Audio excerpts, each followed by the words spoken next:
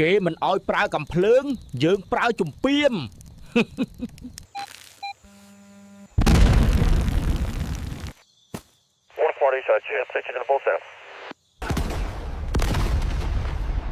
បាញ់ទៅដាក់ឲ្យចំក្បាលវាគ្នាយើងប្រយ័ត្នផងមកវិញហើយខ្ញុំជាទាហានថៃមេដឹកនាំរបស់ខ្ញុំប្រាប់ថាពួកខ្ញុំរត់បុកដើមចេកទៅនឹងធ្វើឲ្យពួកខ្ញុំខ្លាំង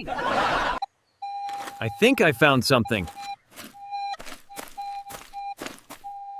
Be careful.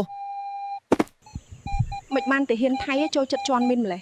មកពីជន់មីនបានលុយច្រើនហើយបានមេដៃទៀត ពូជសៀមលបខំចាំកំបីភ្លេចពូជនេះមានល្បិចតខ្មោចដូនតាពូជសៀមឈាមឆ្កែ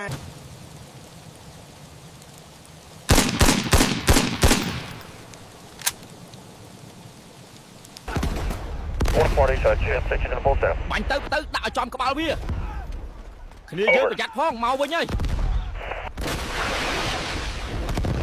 បាញ់ឲ្យចំគោលដៅវាទៅគ្នាយើងដាក់ជីឲ្យដីយើង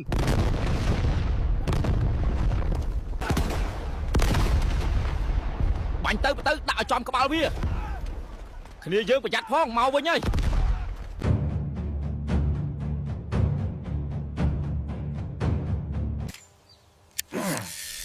We want Khmerland. Ha ha.